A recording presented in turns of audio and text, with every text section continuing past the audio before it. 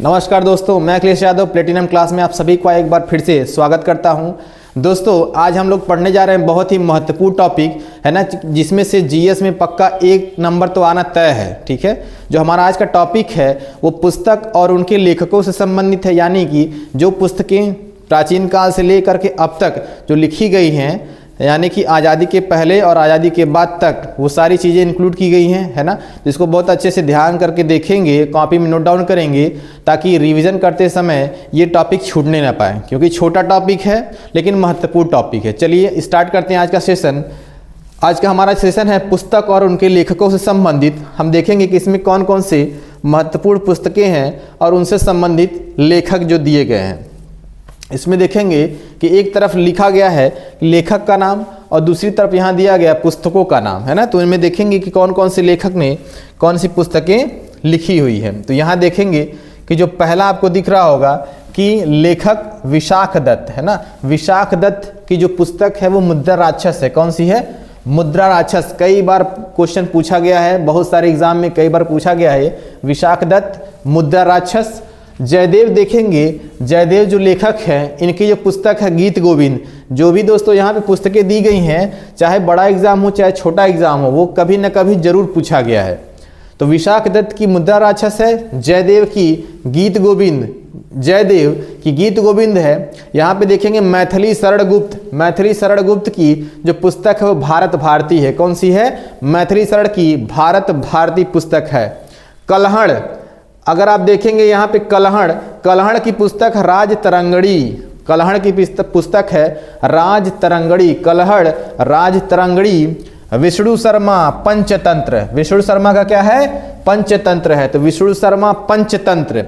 पढ़नी, है ना, पढ़नी अष्टाध्यायी। भाई देखो अष्टाध्यायी, पढ़नी की अष्टाध्यायी काफ़ी महत्वपूर्ण है, कई बार एग्जाम में पूछा गया है।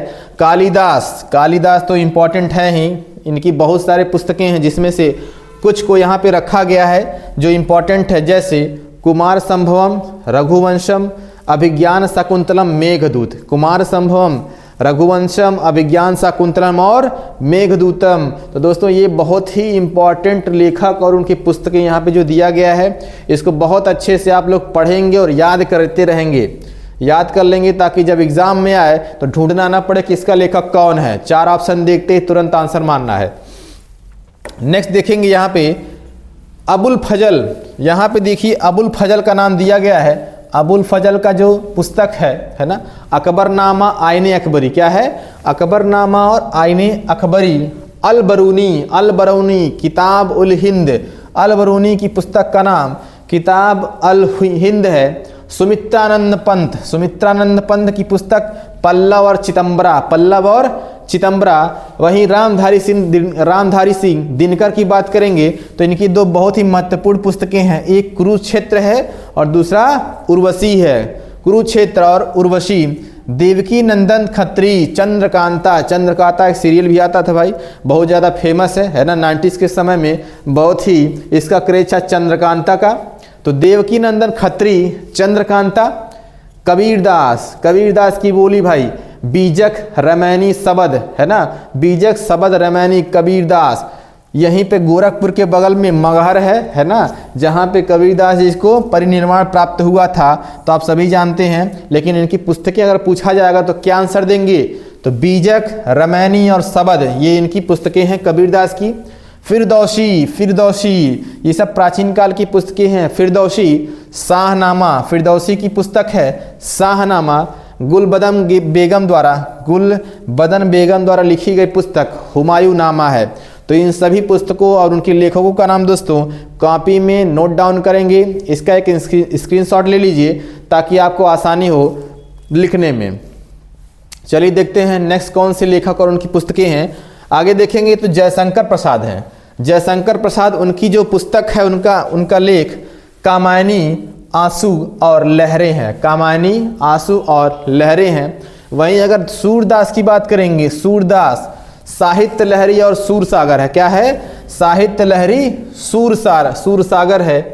रसखान की जो लेख रचना है, यानी कि इसमें जो पुस्तक है वो प्रेम वाटिका है। कौन सी है? प्रेम वाटिका है। वहीं वात्स्यायन के द्वारा लिखी गई कामसूत्र पुस्तक जो है काफ़ी फेमस है ना। तो वात्स्यायन के द्वारा लिखी गई पुस्तक कामसूत्र है। अमर सिंह है ना, अमर सिंह के द्वारा लिखा गया अमरकोश। देखो ये तो बहुत आसान है, इनके नाम पे ही इनकी पुस्तक का भी नाम है अमरकोश। अमर सिंह द्वारा लिखा गया अमरकोश है। बाणभट्ट है कादंबरी के रचयिता, कादंबरी बाणभट्ट। शूद्रक, कई बार देखो दोस्तों इनका नाम भी खतरनाक है और इनकी पुस्तक का नाम भी खतरनाक है। तो शूद्रक द्वारा रची गई मृच्छकटिकम, क्या है, मृच्छकटिकम शूद्रक द्वारा लिखी गई थी। सूर्यकांत त्रिपाठी निराला की पुस्तक है अनामिका और परिमल। तो ध्यान से देखना, सूर्यकांत त्रिपाठी निराला की पुस्तक है अनामिका और परिमल। तो इन सब का स्क्रीनशॉट लीजिए, अपने कॉपी में अच्छे से नोट करेंगे। चलिए बढ़ेंगे अगली तरफ। मलिक मोहम्मद जायसी पद्मावत की रचना है ना, पद्मावत की रचना।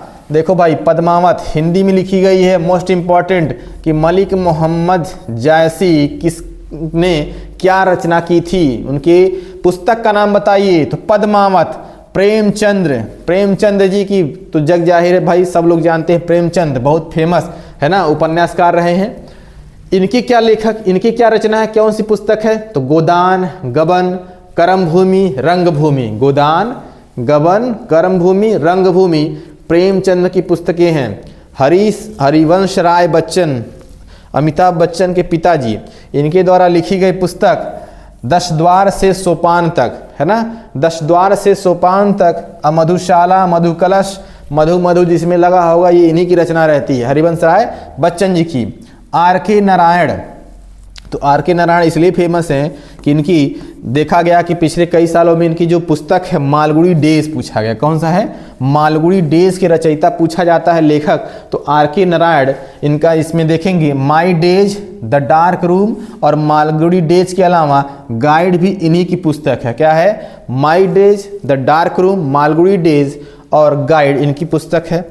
शरत चंद्र चट्टोपाध्याय की 2 रचनाएं, एक देवदास दूसरा चरित्रहीन, एक देवदास और दूसरा चरित्रहीन। स्क्रीनशॉट लीजिए आप लोग और आगे बढ़ेंगे।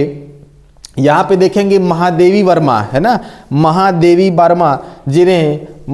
वर्मा जिनकी जो रचना है यामा है। मोस्ट इंपॉर्टेंट कि महादेवी वर्मा का जो रचना है वो यामा है। नयनतारा सहगल की जो पुस्तक है वो ए वॉइस ऑफ फ्रीडम, क्या है? ए वॉइस ऑफ फ्रीडम इनकी रचना है। किसकी है भाई? नयनतारा सहगल की है।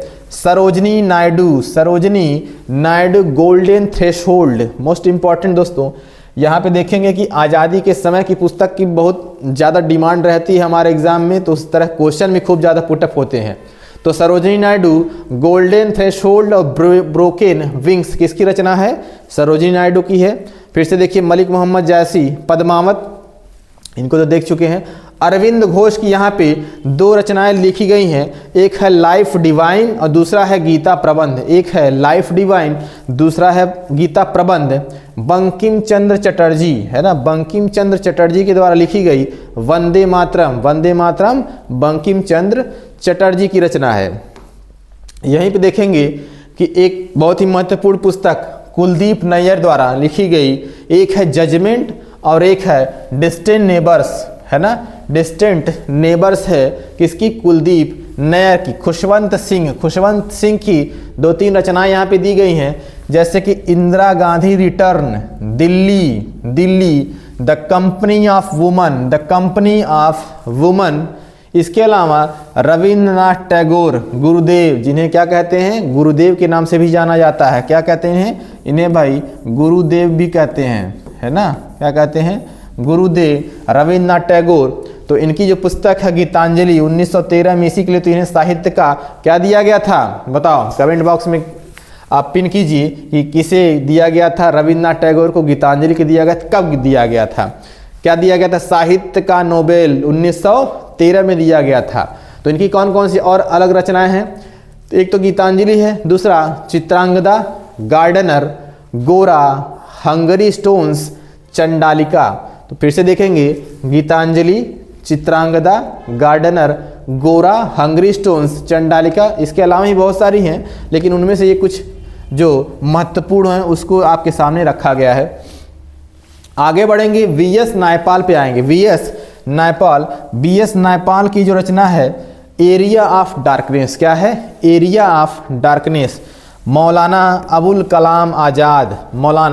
Kalam Azad, India wins freedom, क्या है? इंडिया विंस फ्रीडम, है ना दोस्तों?